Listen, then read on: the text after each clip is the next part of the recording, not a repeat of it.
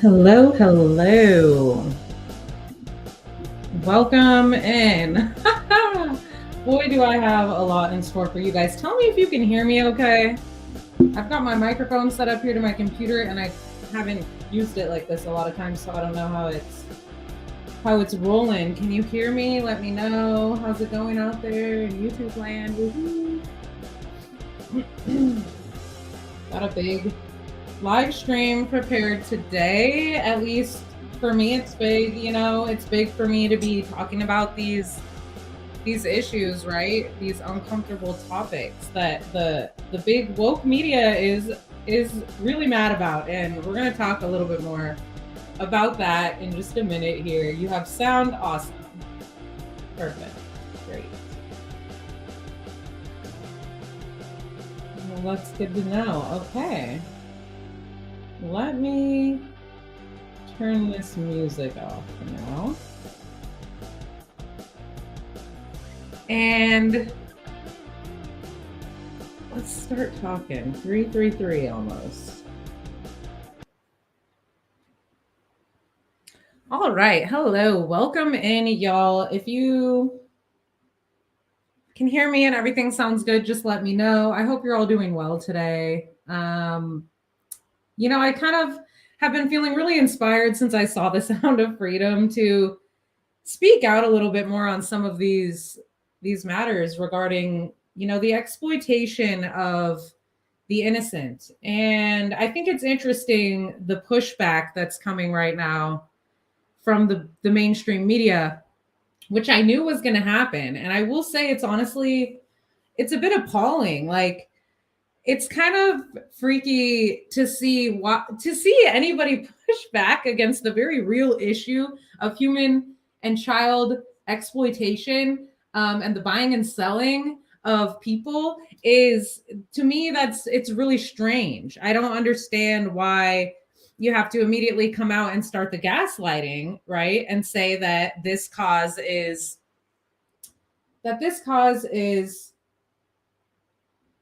let me just stop sharing for a minute here. Hello, everybody. I'm the Spiritual Genie. Welcome in. Before I start diving all deep, this is a tender subject today, so it's controversial as well.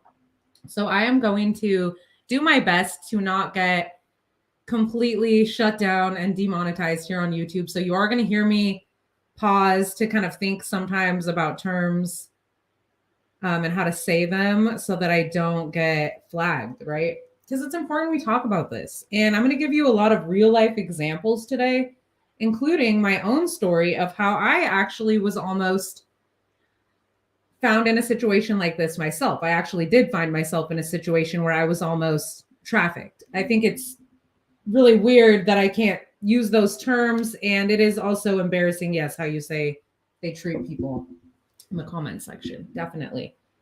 So, excuse me.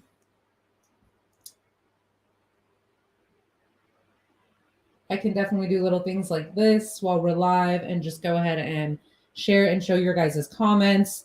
I do just want to say, like, today I am going to give real life examples. We are going to watch the trailer for the movie. We're going to talk about my reaction to the movie, how it has impacted me. The magnitude, I think, of what happened at the box office on the 4th of July was something really spectacular for me to witness, especially being someone who's been talking about these issues for many years. I've gone as far down the rabbit hole as the rabbit hole goes. And let me tell you, there are definitely like I've said, there are no limits to the depths of depravity. And I know it's hard for some people to believe, and I know it's difficult, but it's starting to really come out more in the mainstream that these things are true. And I'm going to show you all kinds of real life examples to basically combat the gaslighting by the mainstream media. We are going to do our own debunking in the opposite direction today, if you will. And we're going to open up discussion in the chat. I do ask that you guys just keep it respectful, obviously, as we do. And please like this video. Please leave comments in the other comment section as well, besides just here in the live chat, because what that also does is it's all sending a message, right? This is all sending a message to the powers that be that hello, as a collective, we're waking up. We are. And some of us have been on this, we've been on this trail for years, putting the pieces together. And a lot of people have actually really had to go through a lot of people have had to go through some serious slandering of their characters, some just, they'll call you a conspiracy theorist, a tinfoil wearing hat, whatever, if you try to come out and speak on anything that what opposes the narrative, right? And so Disney was shamed on July 4th when The Sound of Freedom came out.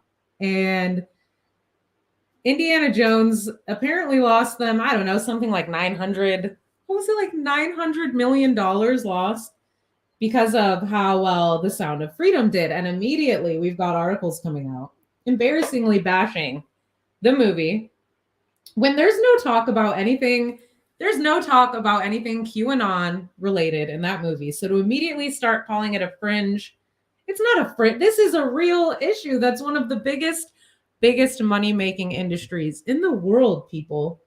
So I'm going to try to figure out a way to show you guys this trailer, which I'm sure you've already seen without getting flagged. So I am going to have to play this music. Gonna play this music while we do the trailer, which it may or may not sync up, but I don't really have a choice in the selection of music that's on here. Okay, so welcome today, you guys. I love you guys. Hit the like button, please leave a comment, interact with this video, help it get into the algorithm. This is something we all need to be pushing. This is something we all need to be doing. And honestly, in a way, that is a way that you guys can contribute using your own individual energy. That is a way you can empower yourself to become part of the solution, is to push this message into the algorithm that no, we are not going to be gaslit. We are not going to be made a fool of. We are not going to be called conspiracy theorists. So we're going to talk about the issues at hand today as adults, the adults that we are, okay? The children deserve it. People who cannot speak for themselves, the voiceless, the lost, those who have been taken far from home, those who are being utilized right under our very noses, because I assure you it's happening at all levels of society. And let's go. Okay, I hope this works. I really hope. If not, they're gonna flag this whole part and we might lose it in the video, but maybe I can edit it back in later. So I'm pretty sure here it is. Okay, let's go on the trailer. How many pedophiles you got? 288. How many kids you found?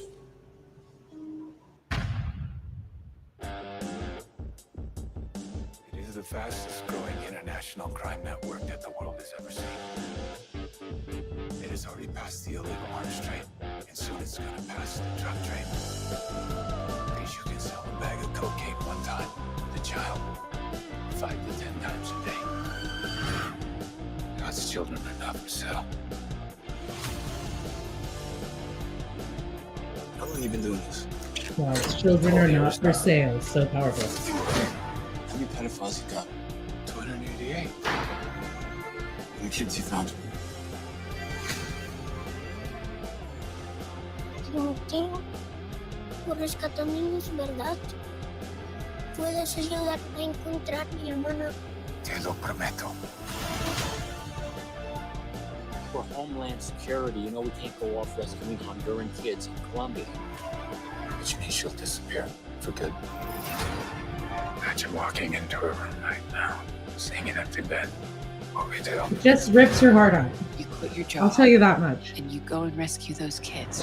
I'm already getting tears in my eyes because this movie, So this woo, moment she could be a 11:33. block down the It's road, great. or she could be in Moscow. It's Bangkok, real, y'all. LA. It's real, based on real events. She's a major operator. It's all rebel territory. No Real one, sting. not the army, not the police, not us. What if this was your daughter? There's a new Marine unit coming. You're on your own. This job tears you to pieces. And this is my one chance to put those pieces back together. Yeah, the man that it's based on is named Tim Ballard. We're going to talk about him.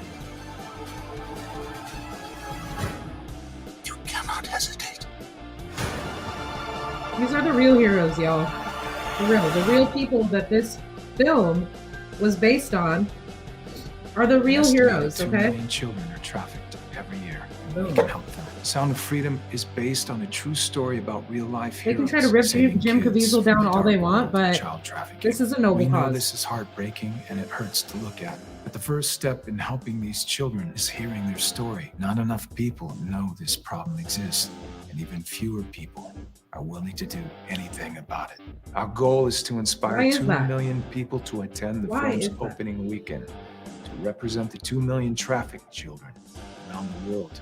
To spread the word, Angel Studios set up a Pay It Forward program where you can pay for someone else's ticket who might not otherwise see it. If the ticket price is stopping you from attending, claim your free ticket at angel.com/freedom. That's so cool how they did Freedom that. opens the week of July 4th. Every parent, every adult, and every teenager in America. And the fact that a movie like this could blow the box Millions of office, us come together today. woo, See this that film. just, it We makes could me want to propel cry, a y'all, and I'm movement to like help holding save back from millions of just children losing it. around the world. You can send a message. God's children are no longer for sale. Woo! That's right. God's children are no longer for sale. Now, if this is the type of entertainment, in my personal opinion, that we should be giving more attention to. Why should it be that the mainstream, you know, hold on, let me turn this little music off. And I know you guys see the symbology in some of the stuff that comes out in the mainstream. I'm not even kidding. It's literally downright, at times, satanic. And the fact that we know that an issue like human, we'll say, the industry of the buying and selling of. See how I have to really dance with words here, which is ridiculous that I can't speak freely on something like this. But there's all kinds of garbage released in the mainstream media every day, okay? Most movies are absolute garbage nowadays anyway. We've lost like all the really cool cinematic, like the cinematography. Everything's digital nowadays anyway. This is a film that's based on real life events. Tim Ballard is the agent that the movie is based upon, who's someone who actually left the government, left his job to literally fight the good fight.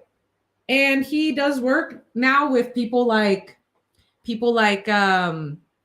shoot, who was it that I was talking about the other day? He's definitely a famous guy. I'll remember his name in a minute. I'm just going to try to roll instead of pausing like that, though, to remember, darn it. Tony Robbins. Okay, he does work with Tony Robbins, actually funds all kinds of funds like missions that they go on. He joins, he likes to go along, and he does a lot to help out victims and people that help victims. So honestly, big ups to like people out there that are really with their boots on the ground. And like I said, fighting this good fight, right?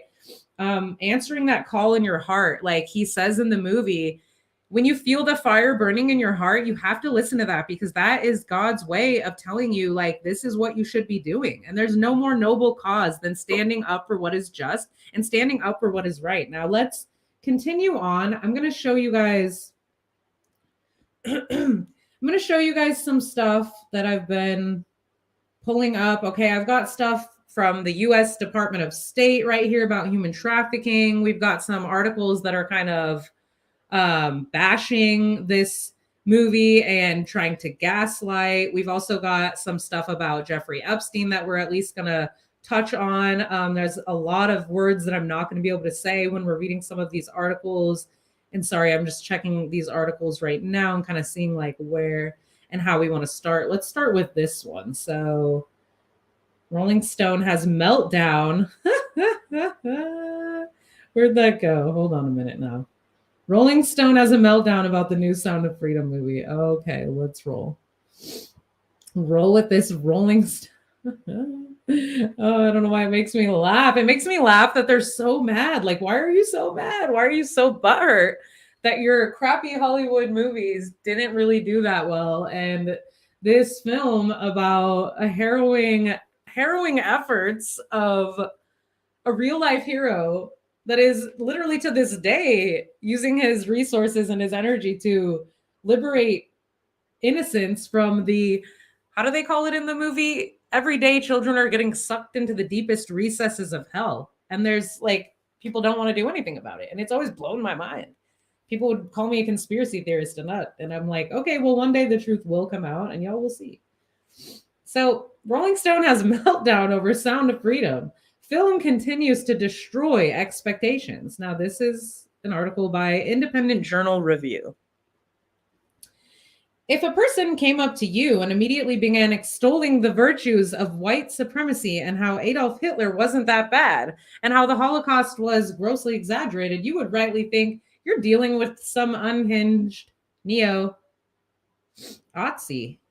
So imagine how this writer felt while reading a movie review from the once reputable Rolling Stone magazine, wherein the article largely downplayed the horrors of child exploitation.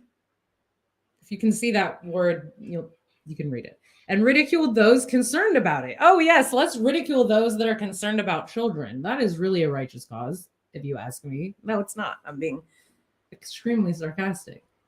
Now, let me remind you guys, honestly, I would like to do something cool. If anyone does want to gift or give super chats during this live, I will donate the proceeds to a worthy cause. I haven't picked out which one yet. If you guys know of any, feel free to let me know. I'm open to suggestions. You know how it is over here. But I'm down to, actually do more. I would like to do more fundraising and more donating as time goes on this channel, especially toward these type of causes. So just know that if you do decide to donate to my channel, if you want to let it be known that you would like it to go toward this effort, please let it be known and we will make it happen in a way that I can give back beyond just watching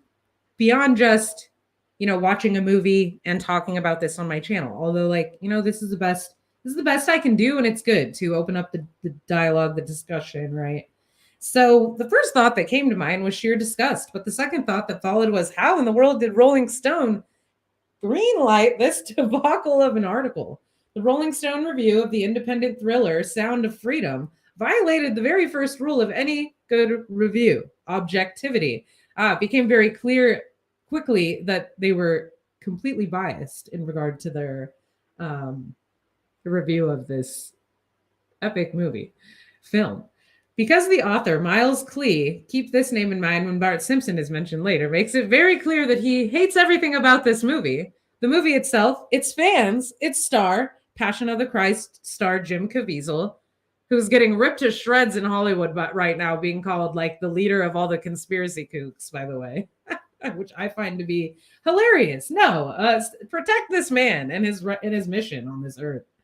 Protect this man, because storytellers are very important, okay? Storytellers have and always will be important. So what do you do to shut down? What have they done to persecute and shut down, the tribal shamans and the elders who have had the verbal stories passed down for thousands of years, the tales of our history? Oh, just take them out, because, if you do that, then there's no more, then you can control the narrative. You can make up your own history.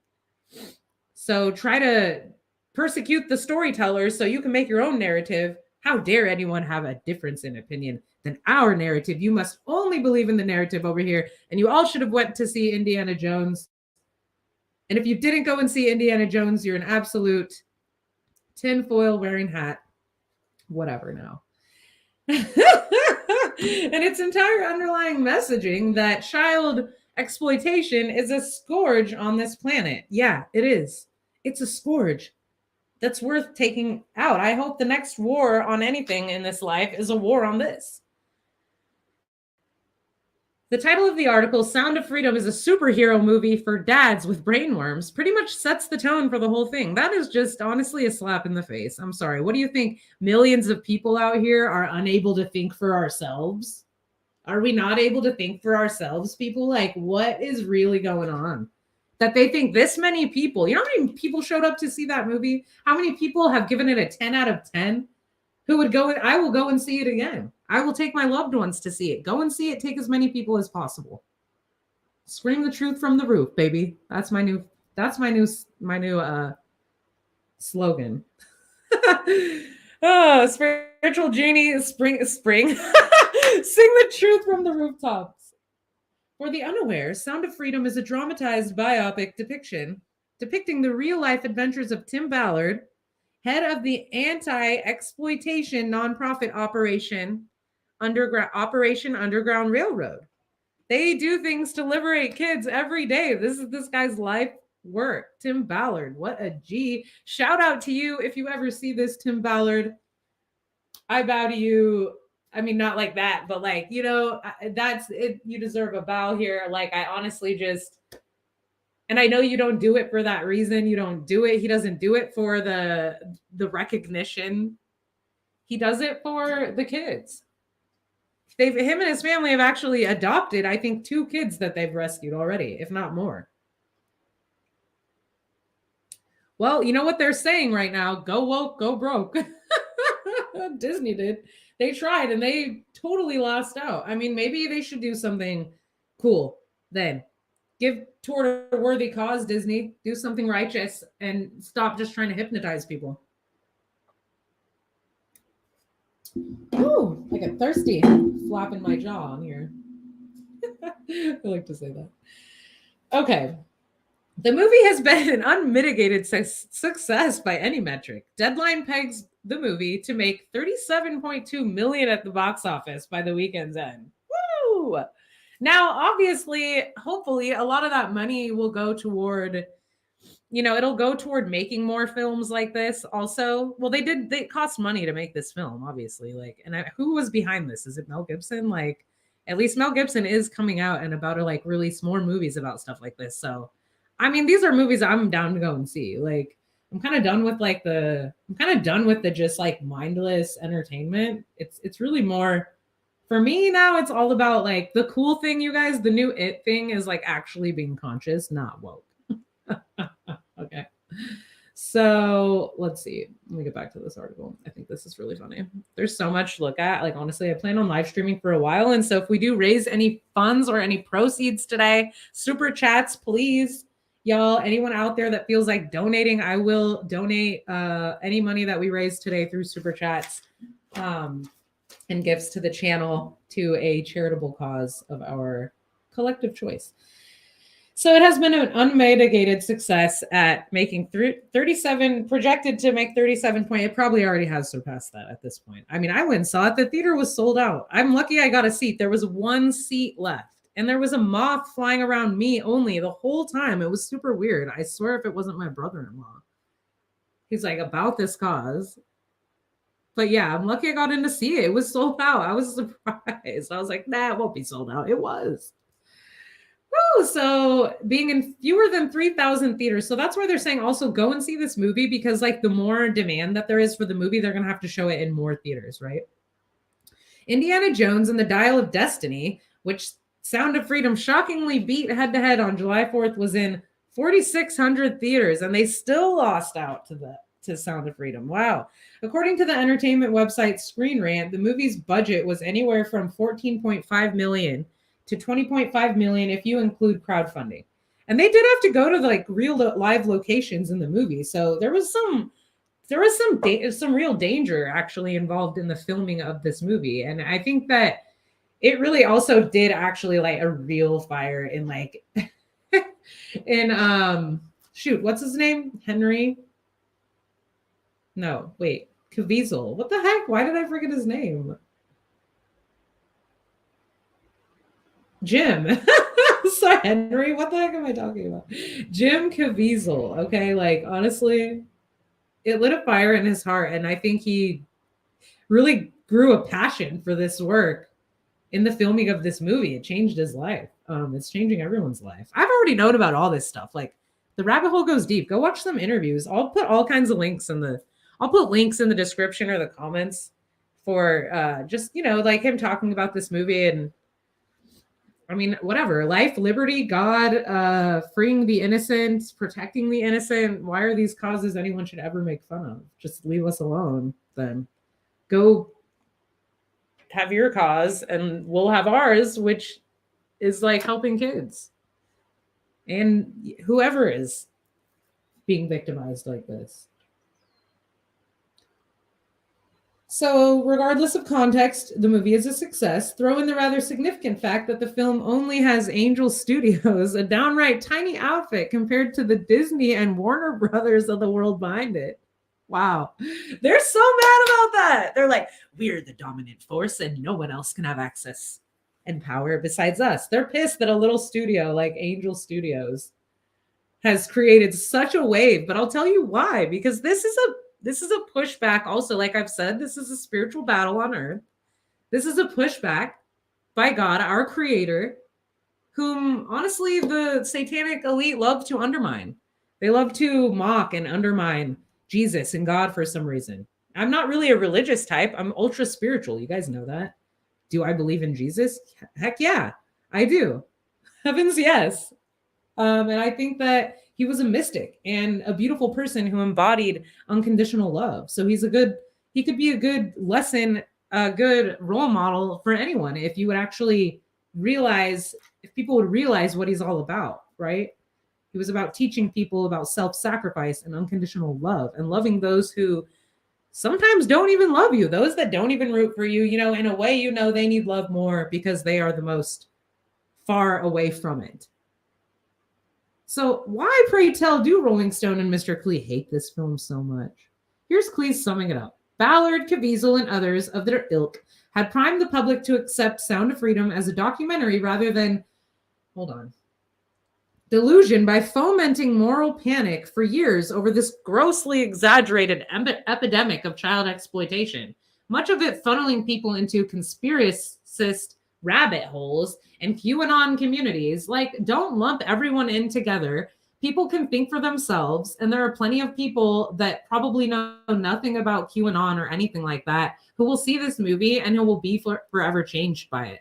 They will realize, oh my God, as I'm sitting at my dinner table eating, while I'm enjoying my life with my family, there are children out there that are suffering atrocities that are unimaginable, that most of us can barely imagine. The things that these agents and the people who actually go out live and on scene have to deal with and see it's traumatizing for them. We'll just say that. They're traumatized. But you know what? Let your anger fuel the righteous cause, right? Let your anger fuel you toward the righteous cause, in my opinion. So, in short, I was at the movies with people who were there to see their worst fears confirmed. Whatever. Okay, first of all, child exploitation is an objectively heinous, thank you, this is from the article, monstrous and evil stain on humanity. Why would you ever downplay it by calling it grossly exaggerated? Question mark. Exclamation point added by me. I agree. Even if you truly, genuinely, and dementedly believe that child exploitation is just something that happens in life, why would you say that part out loud? Say that you're involved without saying you're involved, eh? I wish I had I need sound effects. I need more sound effects. I need to learn how to I would love to have sound effect board where I can just do and make this, because it's entertaining in a way, but it's sad because it's true, right? But I'm definitely I have comedian energy, you know, and I think that the best comedians are able to take the truth and spin it into comedy. So that way it can reach even the most simple minds, right? It's powerful. I think comedy, it can be a way to reach people. And there have been comedians who've tried to come out and talk about some of this stuff. And they've been also gaslit and made out to be a crazy person, just have their character totally attacked and all of that. So can you imagine an actual survivor, which we're going to talk about some instances in this live. We're going to talk about some more stuff, and we're going to go down the rabbit hole, and we're going to get into some large, high-profile cases that have kind of been swept under the rug by yours truly, the mainstream media. These are big, high-profile cases that are out there. You can just go ahead and Google search it, and you'll find that they're real. But out of sight, out of mind. There's too much stimulus nowadays, too much stimuli for everybody, right? Especially the youth, so distracted on TikTok. Oh, if we keep everyone distracted, they never look at. And I'm not saying TikTok is all a bad thing or anything like that, but there are tools being used right now, social media especially, as means to distract, right? Depends on what side of the social media your algorithm you're on. I'll definitely agree with that, because mine does show me things related to spirituality. I guess you could call it conspiracy truth related things. That's what I like to call them, conspiracy truths. There's conspiracies happening every day. Come on. You make a plan with someone, you conspiring. Like, it's not, the connotation has been misconstrued. So can you imagine an actual survivor hearing those words, right? It's the demeaning, the invalidation, that goes beyond cruelty. That goes beyond just cruelty and callousness. I got to agree. This article is on point. Now, if Klee had issues with the movie's pacing, plot, or acting, he does. That's more than fair game for him to critique, but this review takes things to a dark and disturbing place by all but dismissing child exploitation as little more than a made-up boogeyman. It's sad that this needs to be said, but for anyone who thinks like Klee, even if just one child has been exploited, that's one too many. When I say exploited, if you see that word that's highlighted in blue right there, that's the word that I'm talking about. It is a form of exploitation. So, but I think I can get away with saying that versus saying the other word for some reason. Curiously, Klee also seems to take specific quibble with certain parts of the child exploitation crusade that have been co-opted by QAnon. Why is it such a bad thing? So what? I will say some of the QAnon theories definitely go like a little fringy for me. Like, I'm like, but is it though? Is it actually really no? Like, are there probably underground tunnels like everywhere in this world? Especially, yes, there are. There are definitely rich people also have. I think it's been found that like, didn't Hugh Hefner have like tunnels going from like his house to like who's the guy I'm thinking of? Shoot, we share the same birthday. Jack Nicholson and someone else. Like, it's all real. And as far as the adreno stuff, if you know what I'm talking about, that's real too. And adreno is that's a real thing. The chemical compound can be found in the list of chemical compounds. Okay. So just using the most extreme examples, I know, when they don't even talk about that stuff in the movie, like they don't mention anything related to adreno or anything like that. They keep it at a digestible level. It's not like there's no shock value. It's not like shock value in the movie. Actually, I thought it was done really tastefully for the controversial subject matter that it was. No, and okay, now listen, we're gonna look, even if QAnon was wrong, which is to saying, being frank, is a distinct possibility about the harvesting and extracting, does that somehow detract from the very real problem of the exploitation and the online dark web industry, if you know what I mean? So no, we know those are real problems, right? Even if the other one like is not super provable, which I mean, it is. If you look at extreme cases in Africa and stuff, like they really are doing this weird stuff to kids. Like, and adreno, actually, it's interesting. There's this whole thing we're gonna look at. It's really weird. Like this whole beauty, like the whole side of the beauty industry, where there has been a lot of science and a lot of experimentation done on like, anti-aging stuff. So, plasma and things like that. So it's weird. And actually there have been some moral and ethical red flags that have gone off in the communities of these things. And even some research has been stopped abruptly due to, just misaligned morals and ethics in regard to that, which is super creepy because where are you getting that stuff from? Are you getting it? Is Planned Parenthood a thing? I don't know. I've heard a lot of things, but there actually have been conversations that have been recorded from people that work at Planned Parenthood and have been involved in the selling of potentially the parts that have been recovered from the procedures. That's all I can say.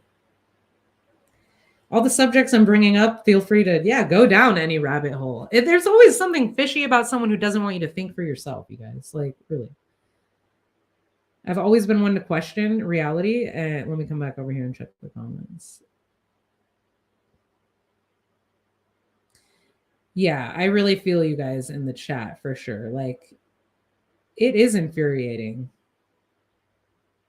It is infuriating. See, we're all real life people here, and we can come together and agree that this is infuriating. So, because, yeah, like I was saying, swept under the rug, and I think that's when you had made that infuriating comment. Yeah, there's so much going on right under our noses that, and things that have happened that have come out in the mainstream that are being also swept under the rug. And then you have a film like this that comes out, and then they immediately try to discredit it, right? Hackney white savior narrative. Oh, please. It's, you know what? Then if to argue with that, let me just say, aren't people with privilege supposed to use their privilege to help the underprivileged? Get out of here with that argument. That's no good. That is no good. It's wildly immature assumption that traumatized children go right back to normal once the bad guys are in handcuffs. This is the absolute closest Klee came to making any sort of observation worth having, and that the movie enforces stereotypes about, wow, this guy Klee is really against this movie. So, as for why Klee would pen such a questionable review, seriously, how hard would it be to write a critical review without stooping to dismissive and insulting rhetoric? That's anyone's guess. But there is one last thing about this Rolling Stone author so vociferously dismissing child exploitation worth noting. He may not think child exploitation is any problem worth spilling ink over, but the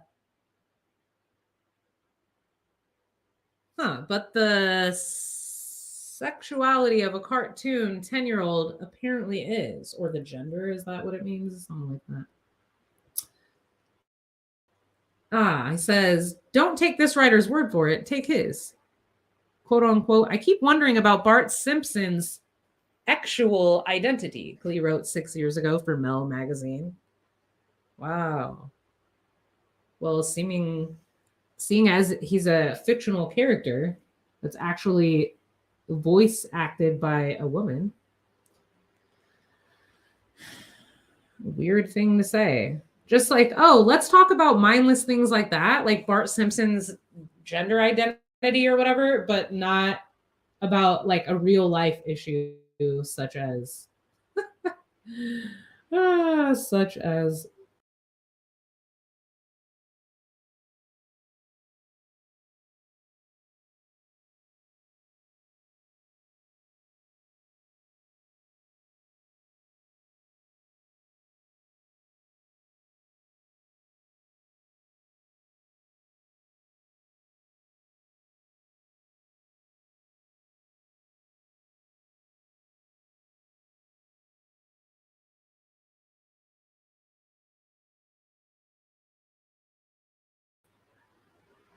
oh my God, I'm still here. I meant to close out another tab and I totally closed myself out. Thank you guys for not leaving.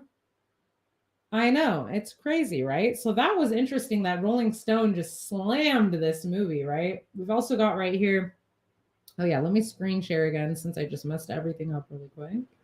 We were flowing so well, weren't we? And let's go right. Oh, okay, I didn't close it. Let me see. Okay. So here's another article. It's just to give you an example. Human exploitation film Sound of Freedom trashed by liberal outlets as QAnon adjacent. Website Jezebel claimed, at last, QAnon's camp appeal gets the cinematic exploration it demands. Well, first of all, Jezebel, I don't really trust your website because why is it named after a demon? That's a little bit telling, eh? Look at his face. I like him. I think he's great. God's children are no longer for sale. Heck yeah, dude.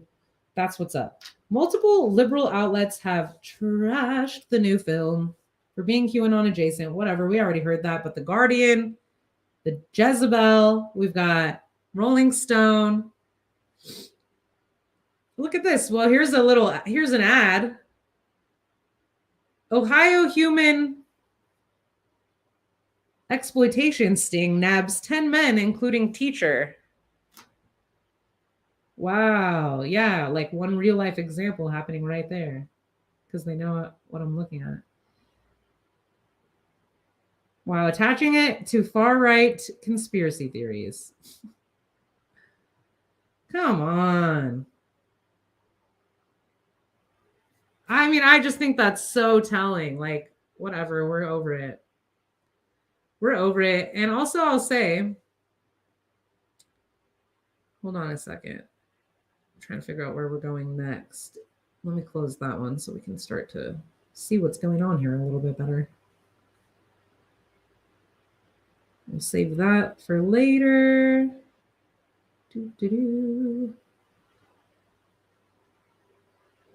How about, where'd the other one go? Darn, I have another, there's another movie. Here it is. Well, let's see. Okay, so there's this movie, Contraland. I think I was watching this one earlier. Oh, here's the website. Let me share this one. Here we go. Contraland. Okay. So here's another movie, a documentary. I think Tim Ballard actually was involved in making this one. It's another guy who's based on another guy who was an agent who doing the same work. He worked for the government and then he eventually ended up leaving the government and, or maybe working with the government. I don't know. Anyway, this movie, y'all should watch it. Executive producer Craig Salmon Sawyer. I'll put a link to this in the description or in the chat. But as you can see right here, you could Google search it as well. Contraland, I think you can watch it on YouTube. So there's other stuff being done about this. And I was listening to this earlier, actually, as I was getting ready, and it's powerful, man. They've got real stings going on. It shows them in action. It's the real deal, okay? Incredible, well done. Network news journalist says.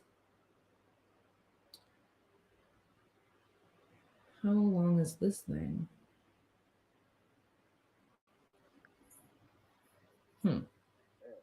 Okay, why Contraland was my... I think we're live. And we okay, are. well, he's live. That must be the guy that it's based off of. Yeah, well, it's by Craig Salmon Sawyer. Anyway. Powerful. There is other stuff being done. I think like Tim Ballard, like I said, was involved with this one. I can't recall if I had anything else up for you guys on that.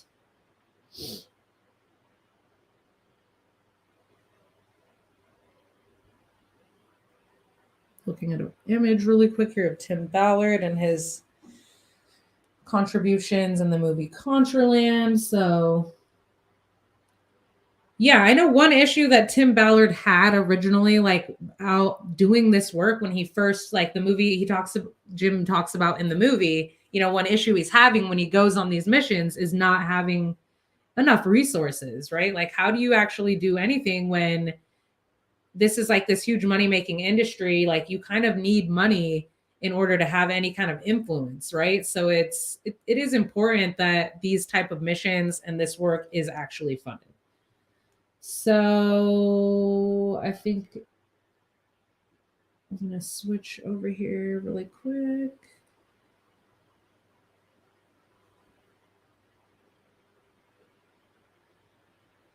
Here we go.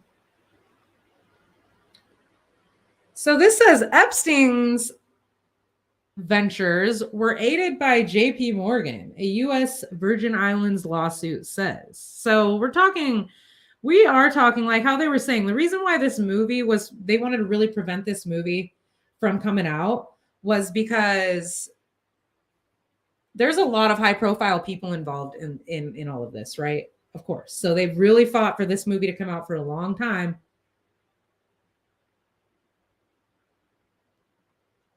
Sorry, I was just looking at your guys' comments. So yeah, it's taken them a long time to come out with this movie because such high profile people like who we were just reading about are involved in all of this. Okay. We're talking like major moguls, business people, celebrities at every level, right? Law enforcement, lawyers, political officials.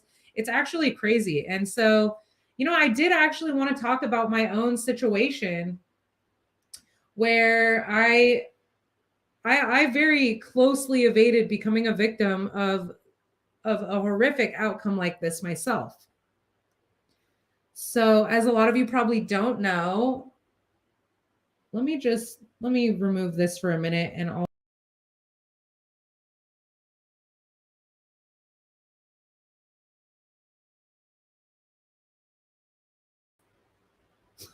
remove myself. Okay, so yeah, I'm gonna just tell you guys really quickly my own story and my own experience where this actually almost happened to me. So thank God I'm as much of a fighter as I am, because I fought really hard to get away from my perpetrator, and it was crazy how it all happened. So I'm from San Diego. San Diego, a huge hotspot right now for this industry. And the reason being is because it's right next to the border of Mexico. And so growing up there, you know, actually had never really ever thought about all of this stuff until I had kind of an awakening in 2008. And I even then really used to question it all. And now that it's all coming out into the mainstream, it's really validating for me. But I've had a lot of experiences that could have indicated things like this were possible, right? And I guess I didn't know what I was looking at. So long story short, when I was out one day, I was actually at a farmer's market, a very popular one, very public place. Lots of people were there. I had gone there by myself though, and I probably had been you know, having some drinks that day, so I may have been not like the most keen that I could have been, but I was also young, in my young 20s. I believe I was around, let's see, not like super young 20s, but I think I was around 27 when this happened. 26 or 27, yeah. And so anyway, I'm at this farmer's market, I'm having a good time, and I'm dancing as this guy is playing some bongos and listening to some music, and just normal day in San Diego, right? Enjoying, like, next to the beach, beautiful weather. I'm having fun. And all of a sudden I'm approached by this guy, right? And he's honestly, you know, he's Hispanic. But he's, I'll just say, like, he's definitely very, like, put together. Like, he looks like he's handsome. There was nothing alarming essentially about this person when I first came into contact with them. And he was admiring my dancing, and he was kind of low key, like he wasn't saying a lot, but he definitely made it known that he thought I was attractive and he wanted to talk to me. So I stopped dancing and we start talking, and kind of like the little oversharer that I am, and I've learned about this now. I've learned about being too open and freely giving information about myself to strangers like this, because it can be really dangerous. And I had to learn the hard way, unfortunately, because I was, even though I'm tough, I was way too trusting back then. So I start talking with this guy. We start really kind of getting close, connecting. You know, I don't really think about it at the time that I might be sharing a lot more than he's sharing.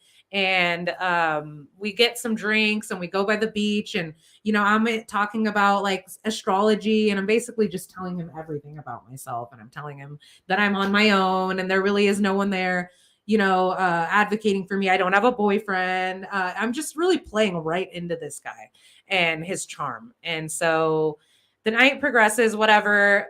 We exchange numbers. He actually takes me and drops me off at home. So he knows where I live now at this point. Drops me off at home, and we plan on meeting the next day to go on a date.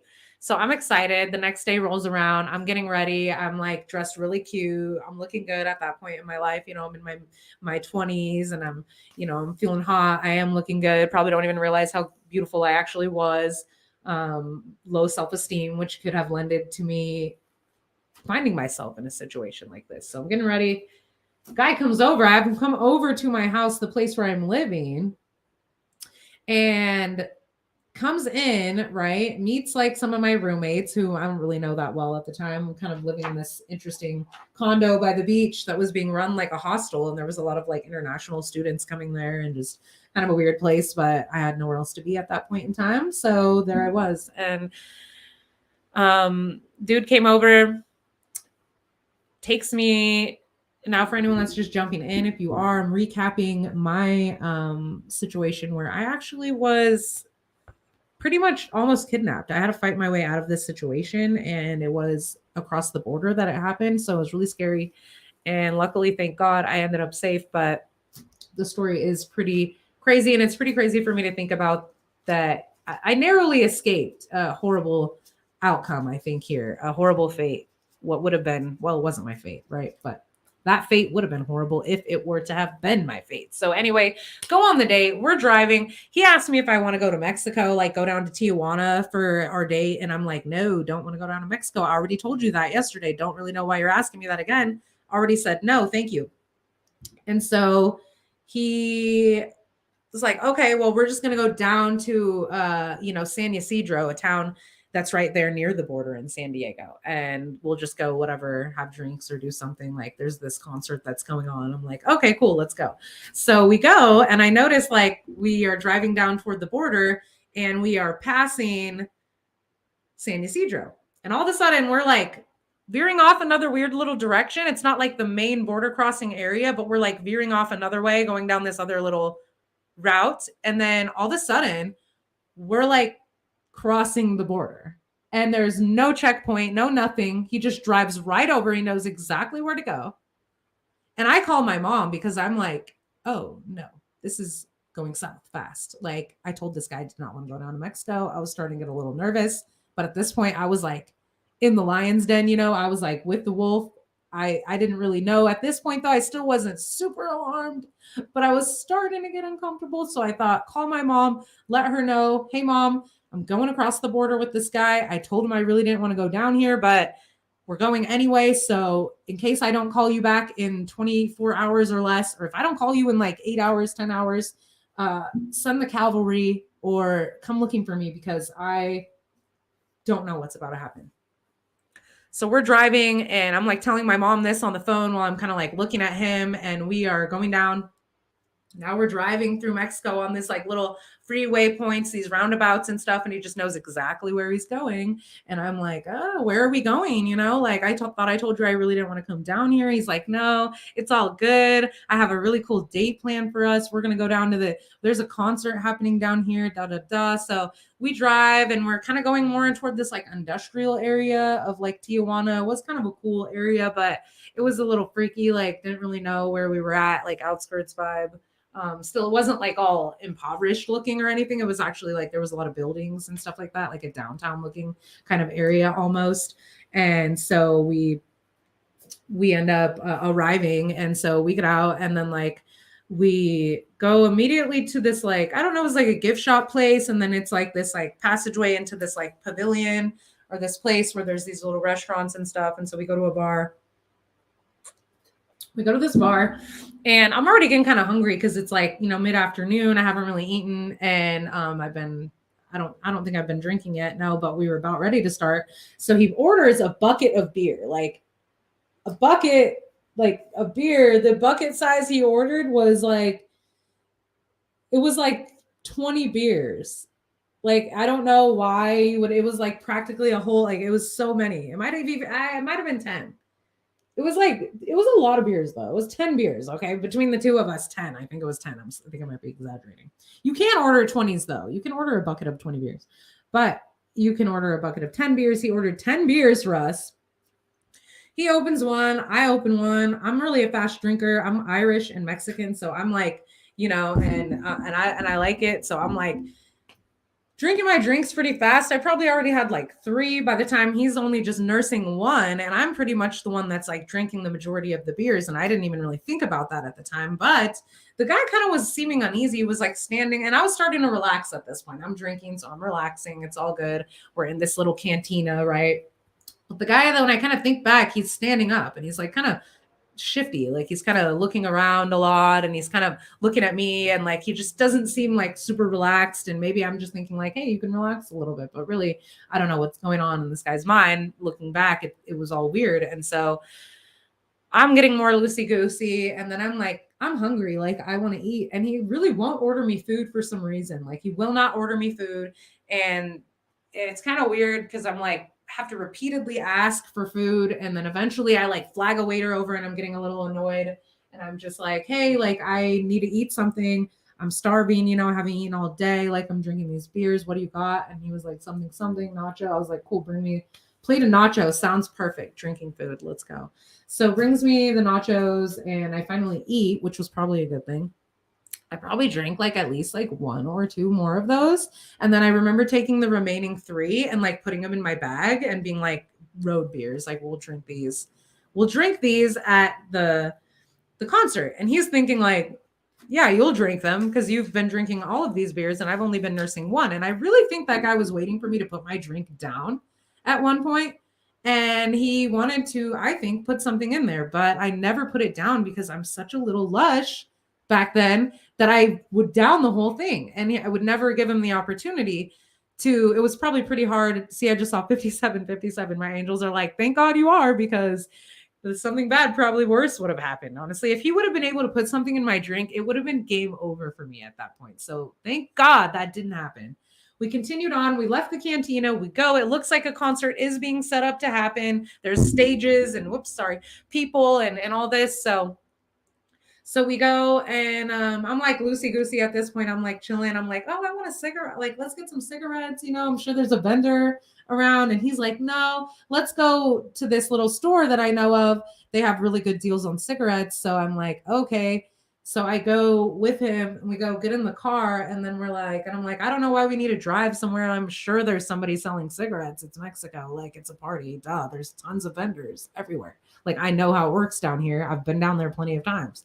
And so get in the car with him and we start to drive. And it's like basically like the sun is going down time. So I feel like he was feeling like he had only like a certain amount of time to like act or whatever. He needed to like get me isolated. So I went with him and then the sun starts going down and we're like driving on the freeway. And all of a sudden I'm realizing we're kind of driving into the middle of nowhere. He was in his like mid to late 30s. He was in his mid 30s, I would say, honestly, like mid 30s. He was pretty charming. And he owned a whole fake business, but that will come later. He told me he was like a driver for these like rich people. Like when they'd come into town, he'd come and he'd drive, but he lived in Mexico. That was his story. Like he lived down there in Tijuana and then he would come up to San Diego to work, to drive. Yeah, sure. I don't know what you're driving, transporting more or less. Yes, exactly. And I had weird dreams before all of this happened about getting lost down there and like having to like fight my way like back to the border. It's crazy how it all manifested. I swear my spirit guys were trying to make me aware of the situation like before it happened. So we're in the car, we're driving into the middle of nowhere now. I just wanted to get cigarettes. Now I'm getting really nervous. I'm starting to think about horrific stories where people get abducted and like my brain is going in all these directions. And so I'm just like, where are we going? You said we were going to get some cigarettes. Like now we're driving into the middle of nowhere. And I'm literally just seeing like shanties on the side of the road. Like there's like highway and like shanties. And there's like sometimes a little bit business here and there, nothing really. It was looking scary out there. It was nighttime now. It was dark. I was wearing a crop top, a long skirt. I looked like a little hoochie mama back then. And I thought I was all looking cute. And this guy's probably like, perfect little play right into my trap, my web that I spun for you. A total spider, this guy. And I like spiders, but the bad kind. This is the bad kind that I'm talking about. So he spun his web for me and I played right into it. And so we're driving into the middle of nowhere and it's getting dark and I'm starting to freak out. And I'm starting to think about like Ted Bundy and stuff like that. And so I all of a sudden, he's like, oh, we're going to go to this place. You know what? Actually, we're going to this hotel. It's near the border of Otay and California, of Otay and of Mexico. And he's saying that there's some hotel that's like near the border, but it's like in the Mexico side. And I'm over here like, no. I'm not going to any hotel with you. I already said I didn't want to come. I didn't want to come down here in the first place. And now I start freaking out and getting pissed because I'm like, you have lied to me. Now you have tricked me and I feel betrayed. And so I literally at this point just knew that if I didn't start losing it, that I was probably going to end up dead. So I started to actually fight at this point. I started kicking the dashboard. I started kicking at him, hitting the dashboard, hitting at the window, like really just going crazy and saying, pull the car over, pull the car over, pull the car over. Like, you better pull the car over right now, or I'm gonna KIL us both. And like, I had to fight for my life at this point. And I'm telling you, this guy, I'm like grabbing the wheel of the car, and he realized probably in that moment that I was not the victim that he thought I was. He was like, uh-oh, this girl's a fighter. We gotta lose her. So he just pulls the car over, and granted, my stuff is in the trunk for some reason. He put all my stuff in the trunk, my purse, my bag. He insisted it go back there so it didn't get stolen. So it's in the trunk. Dude swerves off the road, a gas station that's closed. It's like one little mini gas station in the middle of nowhere. And he drops me off in a crop top and a long skirt in the middle of Mexico, in the middle of nowhere, shanty town, in the dark at night with no money, no purse, no nothing, no phone, nothing. The only thing around me is like there's nothing around me. Right here, there's a little gas station. Then there's like some little buildings over here, and there's like a bar and like a little shopping center that's closed. So I walk over there and I go into the bar, and I just, at this point, I'm really shook. So I don't know who I can trust. So I'm like being really quiet to myself. I go to a table. I don't know why, but I literally had $4 in my pocket, and I used my last $4 to buy a beer. So I could just think of a plan while I drank my beer and calm my nerves a little bit. So I'm drinking my beer, thinking. And this waiter guy, I ask him over, and I start to tell him what happened to me. And he starts giving me this creepy energy, like, oh, you can come with me. I'll help you. And I'm like, oh, no, never mind. I'm good, actually. I'm fine. And then, so yeah, this guy, he just sees I'm crying, and he comes over and starts acting creepy. Like he wants to do the same thing the last guy just almost tried to do. So I'm like, no, okay, wait, I gotta really discern right now who I can trust, because like I'm looking like all like lost, and I don't speak Spanish, and I'm in the middle of Mexico, and I almost just got, freaking trafficked by this guy. So I'm like crying, and I'm just like, oh my God, I might be effed. And I like finally call this other waiter over. He had good energy. I could just sense it. And I just tell him, dude, I don't know what I'm going to do. I feel like I just got almost kidnapped down here. I had to fight my way out of it. I have no money. Like, I just spent my last money on a beer. I know that was like dumb, but I don't know. For some reason, the beer had to happen. It needed to happen in this story. So it did. And so he's like, okay, well, I actually have a cousin who owns a taxi. He can take you. I'm like, please, God, let this cousin be real and let him be good, please. So he calls his cousin with the taxi, and I go outside, and I'm waiting for the taxi, and I'm just like, thank you, God. And he says he'll pay for the taxi for me or whatever. His cousin will just do it for free. And so I'm like, thank you so much. And I'm like praying. This is good. I hope this turns out well. And so I go, and I'm outside. And as I'm outside, this truck, like a semi truck, like pulls up in front of me. And these two guys are like looking out, and they're like, hey, do you need a ride? And I'm just like, no, thank you. I have a ride coming. And so more than made sense. It's kind of like one of those weird little things that it's like every little thing that you do, for some reason, it plays a part in the story. And so you just got to follow your heart. So maybe buying that beer, it had something to do with timing. If I drank the beer, I knew that within that time, something was going to happen. So I'm standing outside waiting for the ride. Truckers pull up. They look like they want me to get in their truck. Heck no, I'm not getting in your truck. So I can literally just have another repeat. It's like 3 times in the same night. This almost happened to me. Just sticking out like a sore thumb probably over here. Oh, when I go down there, it's bad. Let me tell you. So anyway, long story short, long story longer. It's an interesting story though. It's crazy. Like this really happened to me. And so anyway, I get in, the guy arrives finally, get in his taxi. I'm like shooketh, I tell him, and in a bad way. And so I tell him what happened, and he just takes me to the border in Tijuana. And I am so thankful to him. And I'm just like, this is going to like come back to you in a big way. And so he takes me to the border, and I cross the border, and I'm over there on the other side, finally on the US side again. And I call my friend at the time, and he scalded me. He told me, he was just so mad at me. Like, how could you be so irresponsible that you would literally go on a date to Mexico with someone that you didn't know? And I was like, I didn't want to go to Mexico. He's like, you should never got in the car with this person in the first place. Like, don't be so desperate. And I'm like, I know, like, I'm never going to be so desperate like that again. And so anyway, all turned out, but like, yeah, right before that happened, I swear my dog, who I actually had to put down before that, super sad, my little dog Bella, who I think is my dog Trunks reincarnated now, honestly. But before that, I swear my dog Bella visited me in a dream, like, and I was lost in Mexico, and my dog helped me find my way back. And so I do believe that the divine was with me and protecting me in that situation. And I do feel like the sound of freedom coming out is also a sign of the times. It's a sign that the divine is here and is present, and it's like the mockery needs to stop. So I had to share that story with you guys. It needed to be a part of this live. It's important to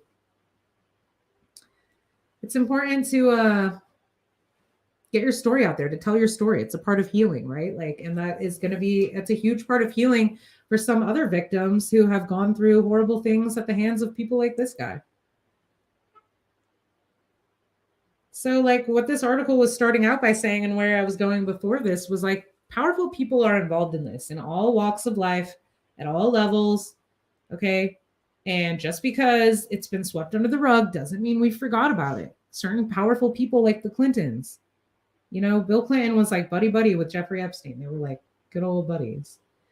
There's a picture of Bill Clinton wearing a blue dress in Jeffrey Epstein's house. I mean, I don't know why that would be, but so it says the government of the U.S. Virgin Islands alleges in a lawsuit filed this week that J.P. Morgan Chase turned a blind eye to evidence that disgraced financier Jeffrey Epstein. The disgraced financier Jeffrey Epstein used the financier, used the bank to facilitate exploitation activities on Little St. James, the private island he owned in the territory, until his 2019 self-unaliving. Which you've really got to probably be pretty dense to actually believe that that man unalived himself. Yeah, sure. He unalived himself, and I am the Virgin Mary. I'm sorry. It's not like a funny subject, but that's laughable to me. I mean, just like the complete denial of some of these guys who are directly involved with him is like, it is such a slap in the face. They really do think we're all like not smart.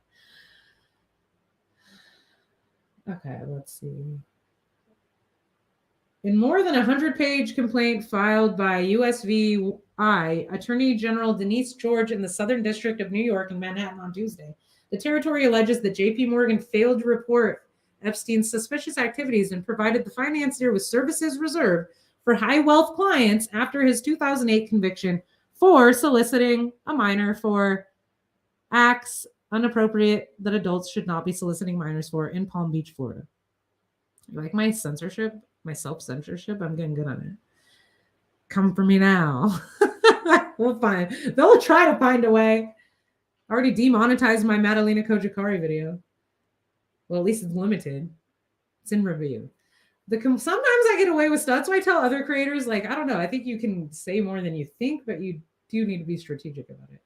The complaint also says that J.P. Morgan knowingly, negligently, and unlawfully provided and pulled the levers through which recruiters and victims were paid and was indispensable to the operation and concealment of the Epstein exploitation enterprise. Wow. Not only did he contribute, but he was a major power player in the whole scheme of things here, right? So they do talk about this in The Sound of Freedom. They do talk about, Jim Caveizal talks about this, like freaking Tim Ballard's talking about this. Who else is talking about this? We've got, the guy I was talking about in the beginning now, Tony Robbins. Okay, a lot of people are coming out and starting to whistleblow about all of this as well. So there are people who have been directly involved in government agencies like DHS that actually are involved secretly in these schemes as well. So I say it's at all levels. Cash and wire transactional evidence.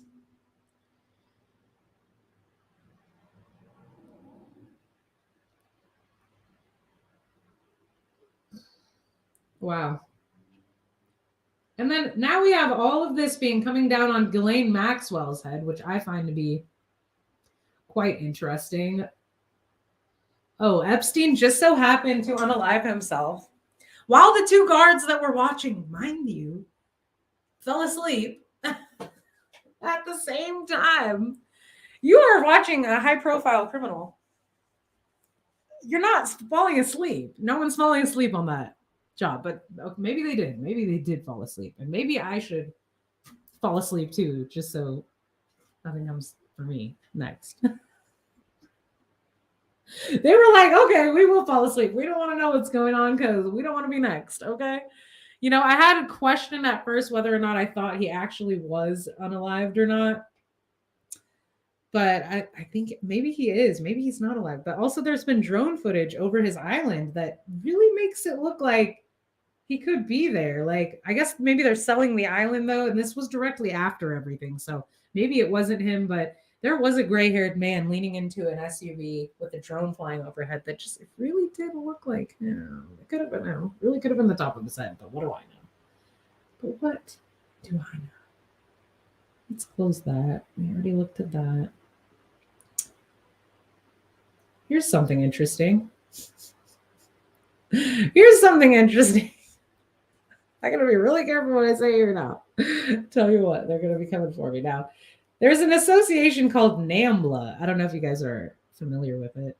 NAMBLA, NAMBLA. And it stands for North American Man-Boy Love Association. I can't make it up. I can't make it up. Okay. This is a real thing. It's a pedopedastry advocacy organization in the United States working to abolish age of consent laws, criminalizing adult activities with the younger ones, and campaigns for the release of men who have been jailed for inappropriate contacts with the younger ones that did not involve what it considers coercion. Apparently, they no longer hold regular national media meetings as of the late 1990s. They've probably gone all online. Yeah, no local chapters. So all those statistics are pretty old from the 90s. This says as of 2005, a newspaper report stated that NAMBLA was based in New York and San Francisco. So I'm just giving some examples now.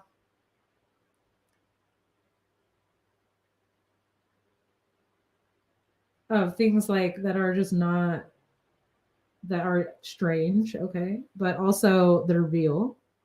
And there really are people out there like this. So when you have people coming up against, like I said, this particular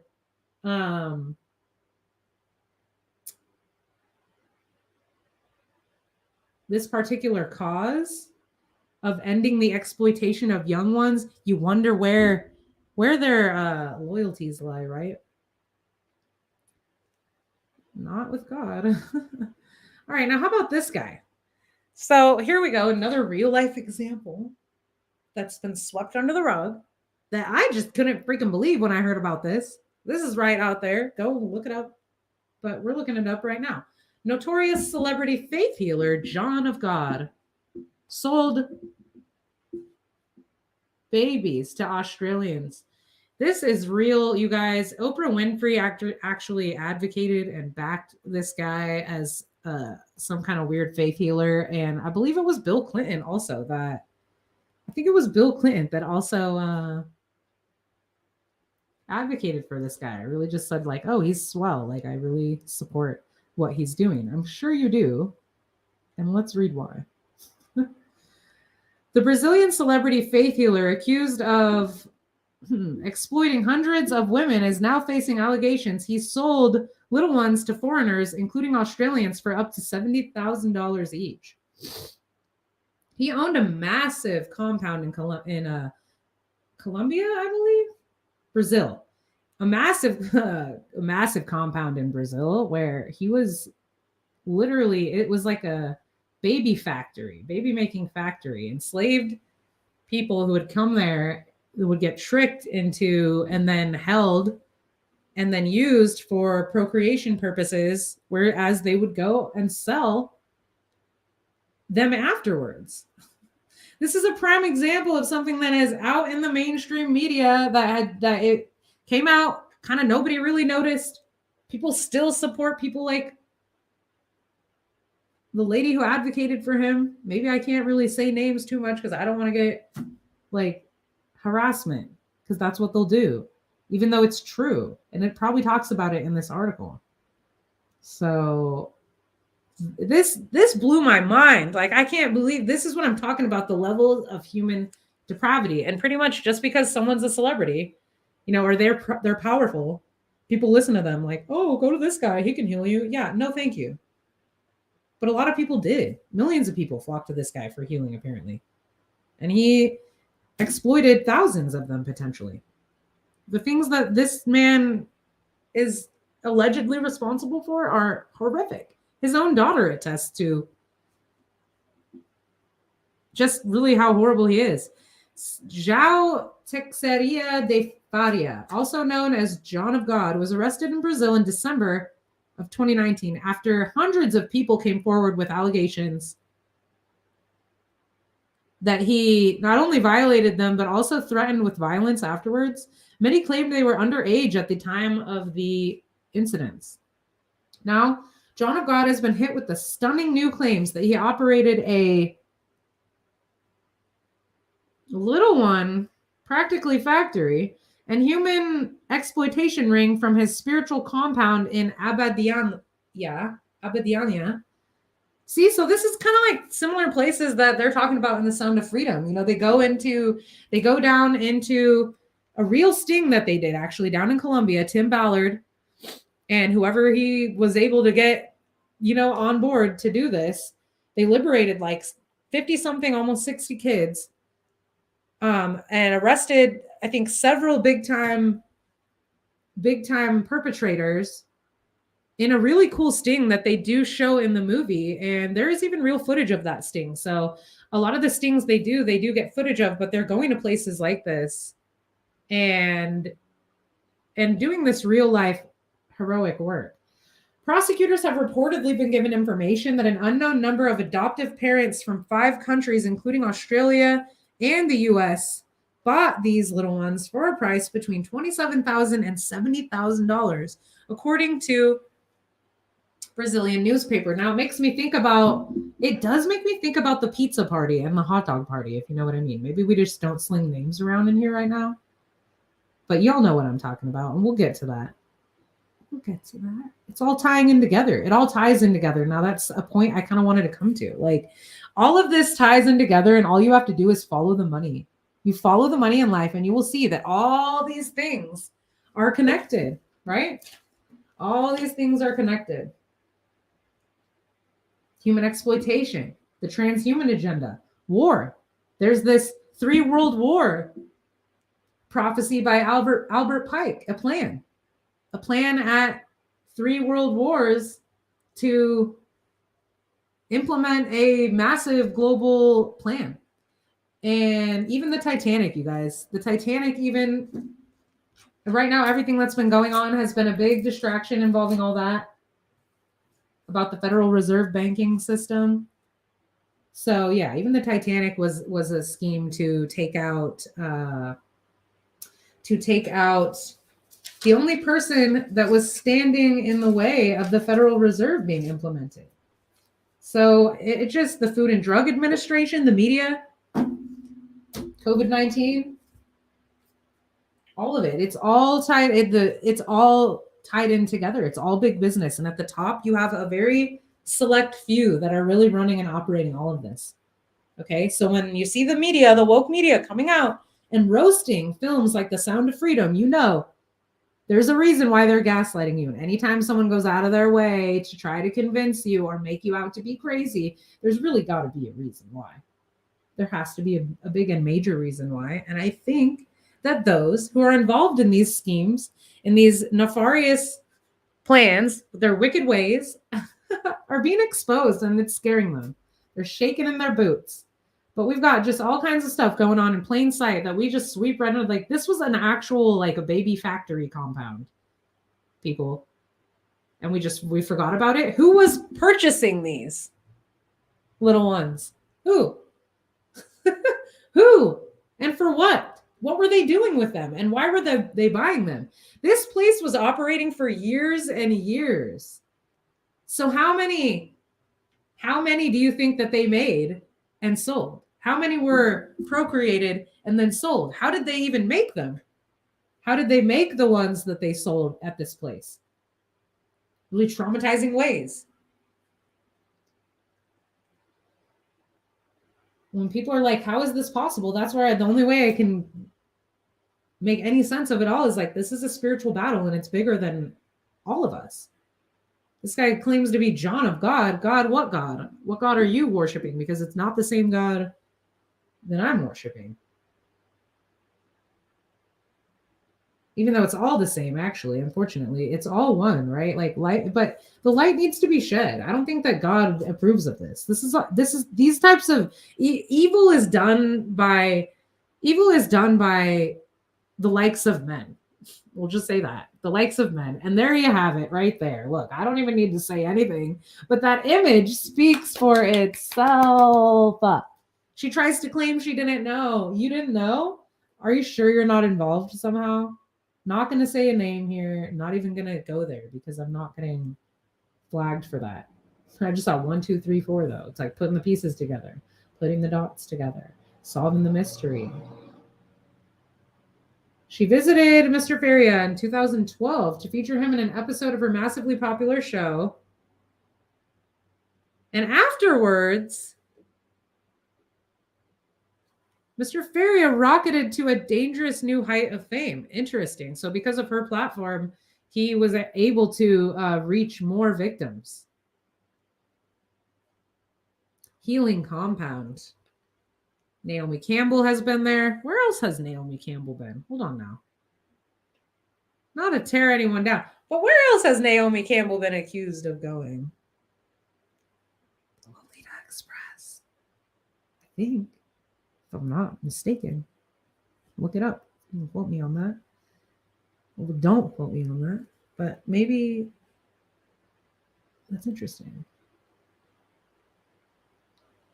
I tried doing it live about something like this, and YouTube took it down. They were just like, no, you're not allowed to have that. That is bullying and harassment. And I'm like, no, it's not. So I have to word things differently. There are some of the victims are in hiding because they fear for their safety. Like they've been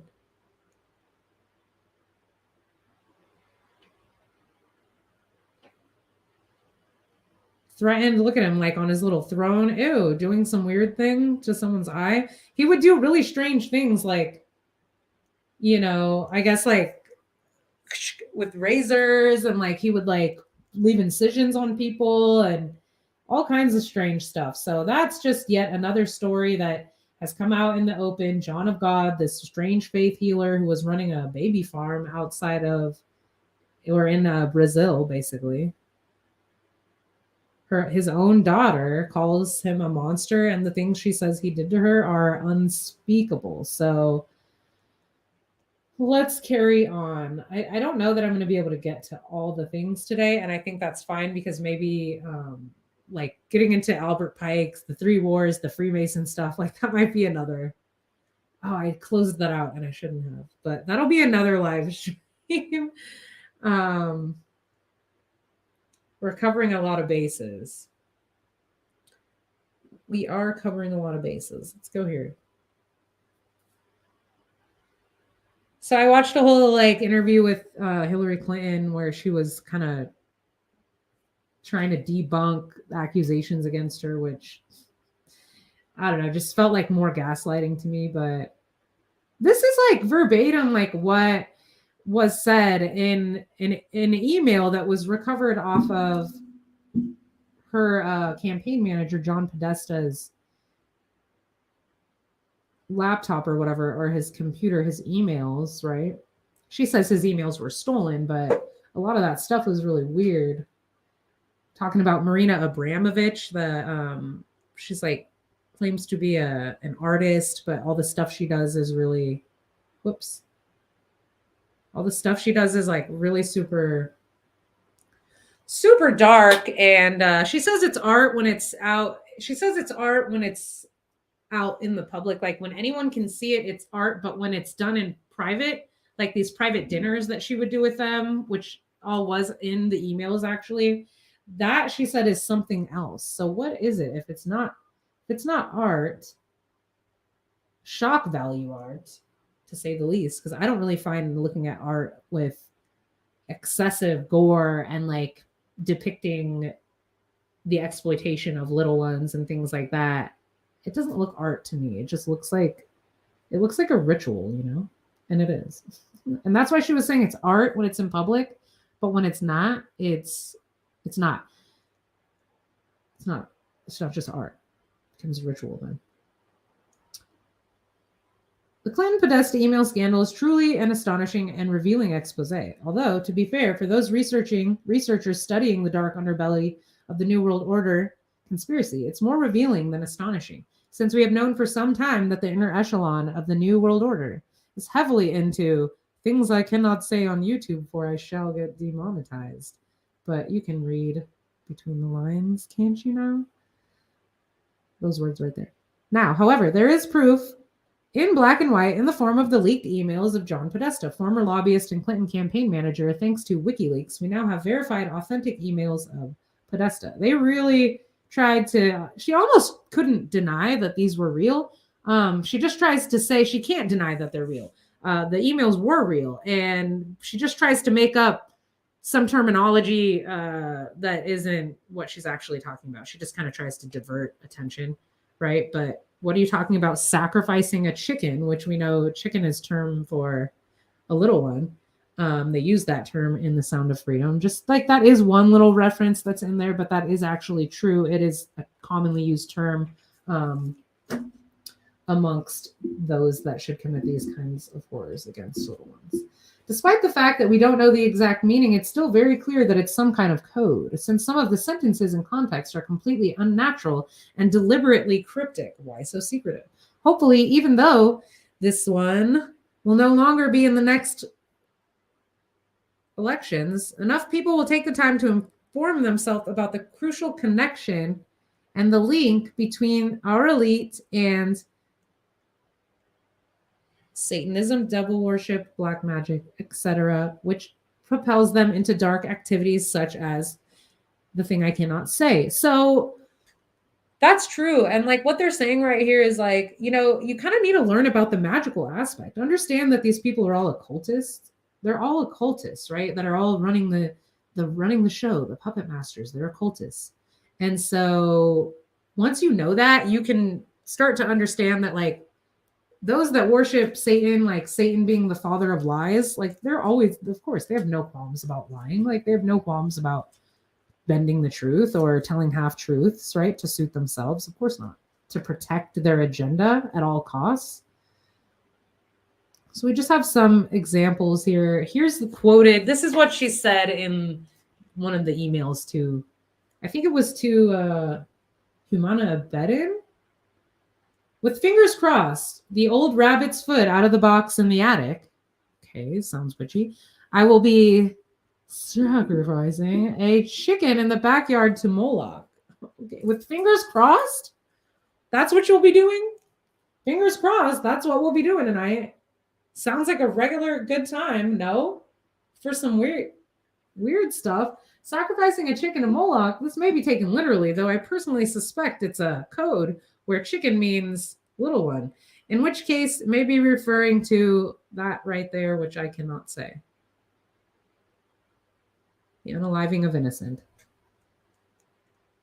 And it does say this in the Bible. I'm not usually one to quote the Bible, but in this instance, let's do it.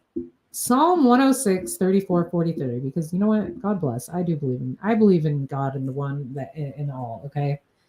On a spiritual level, but I do like to call it God because it's just simplified. Plus it's dog reversed, and I love dogs. So, hey. All right, Psalm 106, 34, 43. They served their idols and were ensnared by them. They sacrificed to demons their own sons and daughters, shedding innocent blood, the blood of their own sons and daughters, whom they sacrificed to the idols of Canaan, desecrating the land with bloodshed. They deified themselves by their actions, became adulterers by their conduct. They deified themselves by their actions. Defiled, actually, it says. Defiled. Excuse me. I was like, deified. I mean, yeah, they do try to deify themselves. They all have delusions of grandeur, but defiled themselves by their actions. Wow. So anyway, it's a reference to Moloch, the same Moloch that Hillary was referencing. The same Moloch that they worship at Bohemian Grove, a giant statue of Moloch. Who goes to Bohemian Grove? The rich and powerful. What do they go to do there? Some people claim some really weird stuff.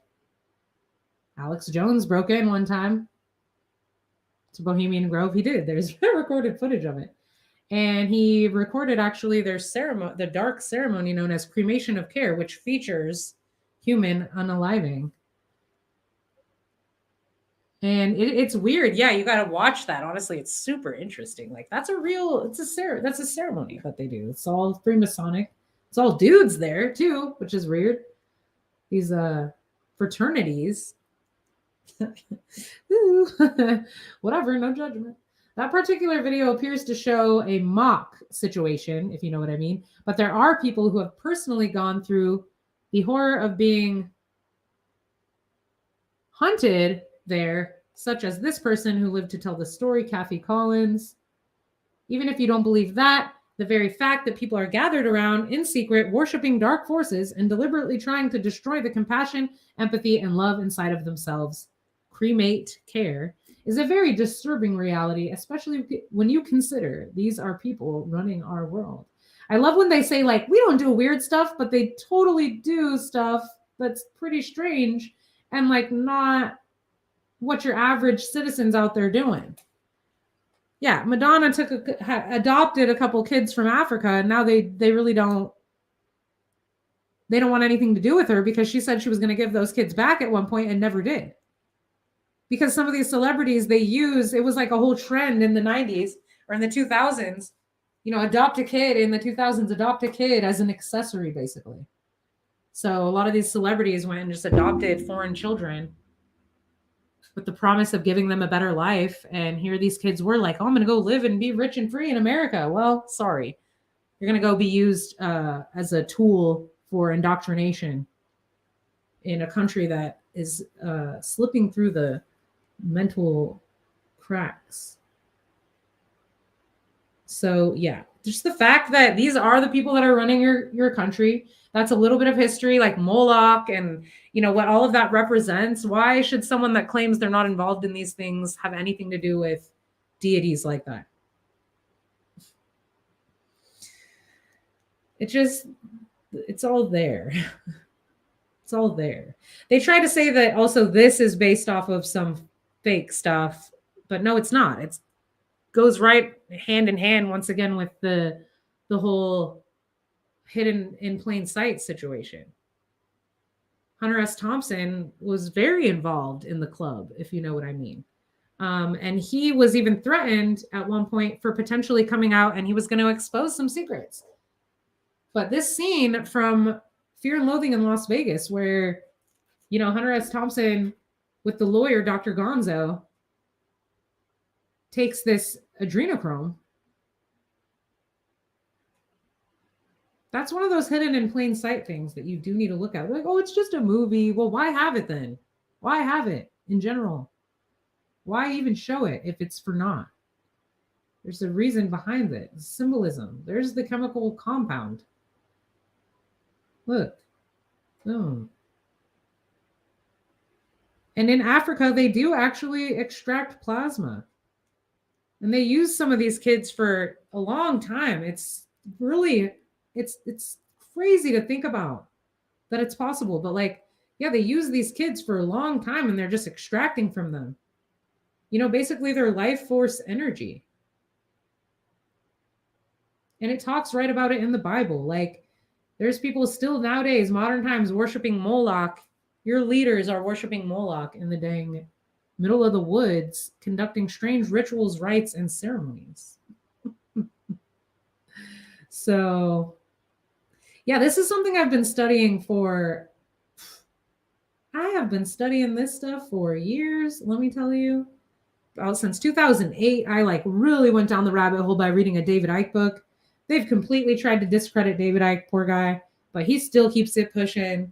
He keeps it pushing against, the elite and their agenda, because he's been talking about it for a long time, and he's dedicated his life also to exposing the truth. Like, yeah, there are definitely some spiritual and paranormal elements to all of this that, like I said, they're all occultists and whatnot. And whether you believe in that stuff or not, there are people out there that do, and they're running your world. So here's an article from the LA Times column. As age-obsessed billionaires turn to vampire therapies, the FDA takes a stand. The federal government finally took a stand this week on vampires feasting on the blood of the young. It's against the practice. Actually, the Food and Drug Administration issued a warning about older people injecting themselves with the blood plasma of young donors, a fringe therapy that's marketed as a way to fight aging and a variety of illnesses, including dementia, Parkinson's disease, and Alzheimer's disease. Now, it's way more extreme in Africa. I will tell you, they will literally just take a child and go, and it's really bad. But like over here, like, oh, well, maybe there's something to that. Let's find a way to like scientifically, let's like do it in a more of a hush-hush way that's more controlled. Simply put, we're concerned that some patients are being preyed upon by unscrupulous actors touting treatments of plasma from young donors as cures and remedies. FDA Commissioner Scott Gottlieb said in a statement, such treatments have no proven clinical benefits for the uses for which these clinics are advertising them and are potentially harmful. It's also like, what's the problem? Like, is there lack of education? There is, especially in places like Africa and third world countries, like where this is like really super bad, where like they're just like using them to harvest completely. Like these witch doctors are using children to harvest, and it's super brutal, like what goes on. And that's all coming from some backwards, like super backwards. What's the word that I'm looking for? Superstition, right? Some superstition. It's not valid in anything. It's not substantiated in any kind of real truth. I mean, it honestly goes back to ancient Egypt. I'm pretty sure where they used to use blood and stuff like that for anti-aging purposes. I think Cleopatra actually used to do that. I think that we might be kind of getting closer here. There's maybe a couple other examples. There was one other. Here we go. This one. There's just a couple more real life examples. I can't even say half of this. You can read that. Sold into Belgian aristocratic ring where boys and girls were unalived, reveals the horrors of her 5 years of mistreatment. Annika Lucas, 53 now, was sold into a ring in Belgium at 6. Now, you can go look it up. This ring in Belgium was actually pretty widespread. It had gone on for years, and there were some really powerful aristocrats and powerful people involved in this ring. So here's a picture of her. She witnessed all kinds of crazy things. Maybe you can go look her up if you want. I'm not going to read too much into this because it will probably get me demonetized. Annika Lucas, okay, a survivor, a real life survivor. And this happened back in the day, back in the 60s and before. So it's been going on for a long time, but she tells her story of how it actually happened and how it started with babysitters, and then her own mother, whom she claims was a psychopath, basically sold her into this ring and they would do horrible things like chain her up with collar on and make her eating human blank, to objectify and humiliate. And bet you there's people out here that would look her in the eyes and tell her flat out that she's lying. Imagine that. So this was really bad, she said. Like, this one is really bad. I can't even read any of this. Like, all of this, I cannot even say on YouTube. She didn't want to be a favorite because she said she knew what happened to girls that got singled out. But let's just say they used them and then they discarded of them. Okay. A lot of these kids ended up unalived, and a lot of them probably had no one to vouch for them. And all these stories of like the torment that she went through. There's another woman, Kathy O'Brien, who is called a conspiracy theorist because she, you know, Rosie O'Donnell actually is somebody who talks about all of this. I think Rosie O'Donnell, she talks about Kathy O'Brien, and she also talks about,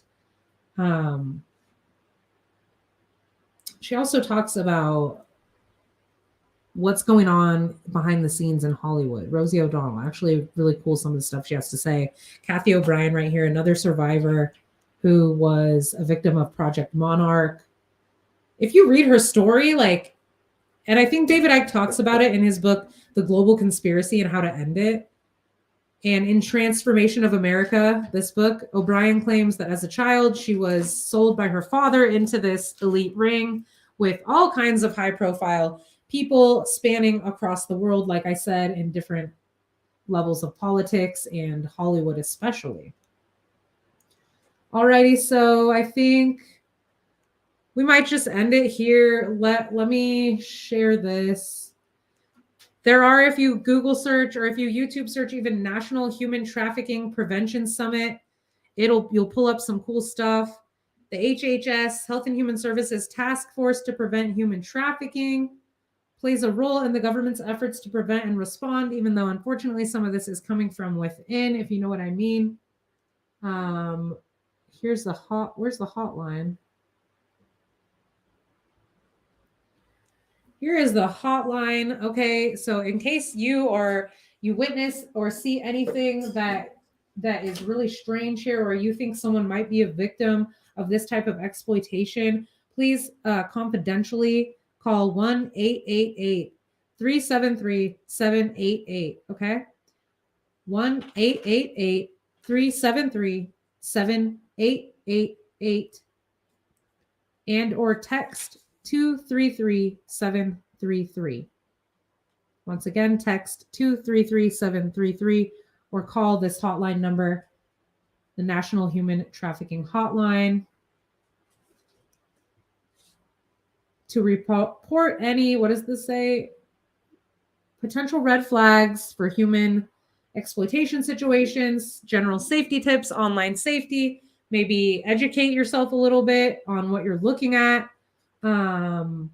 It's really important, okay? We all have to do our individual parts, and sometimes that starts with just doing like we're doing right now and having these uncomfortable conversations. Go see The Sound of Freedom if you have not.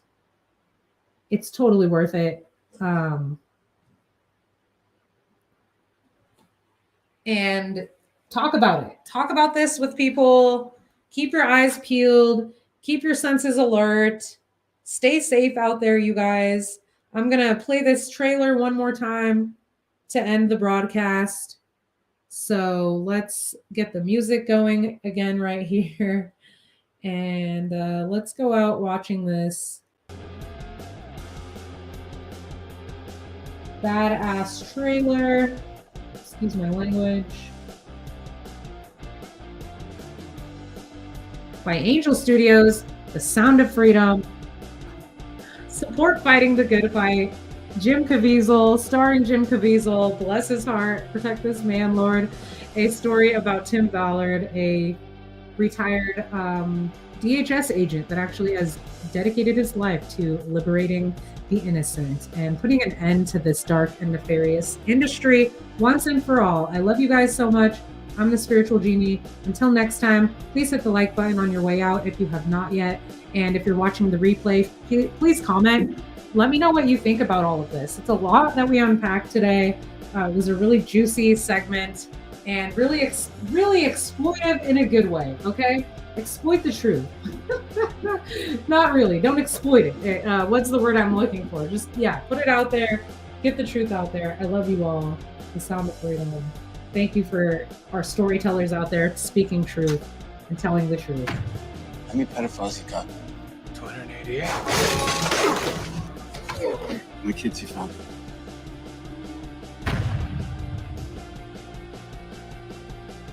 It is the fastest growing international crime network that the world has ever seen. It has already passed the illegal arms trade, and soon it's going to pass the drug trade. Because you can sell a bag of cocaine one time to a child 5 to 10 times a day. God's children are not for sale. How long you been doing this? 12 years now. How many pedophiles you got? 288. How many kids you found? Timoteo, por rescatar niños, ¿verdad? Puedes ayudarme a encontrar a mi hermana. Te lo prometo. For Homeland Security, you know we can't go off rescuing Honduran kids in Colombia. Which means she'll disappear for good. Imagine walking into a room right now, seeing an empty bed. What we do? You quit your job and you go and rescue those kids. So at this moment, she could be a block down the road, or she could be at Moscow, Bangkok, LA. She's a major operator. It's all rebel territory. No one goes in. Not the army, not the police, not us. What if this was your daughter? There's no Marine unit coming. You're on your own. This job tears you to pieces. And this is my one chance to put those pieces back together. When God tells you what to do, you cannot hesitate. Woo! Go see The Sound of Freedom and support liberty and freedom for all. Okay, let's watch this last little bit and then we'll Sound head of out. Freedom is based on a true story about real-life heroes saving kids from the dark world of child trafficking. We know this is heartbreaking and it hurts to look at, but the first step in helping these children is hearing their story. Not enough people know this problem exists, and even fewer people are willing to do anything about it.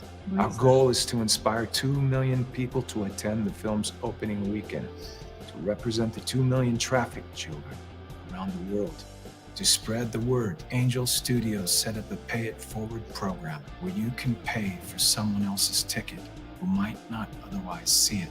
If the ticket price is stopping you from attending, claim your free ticket at angel.com/freedom. Sound of Freedom opens the week of July 4th.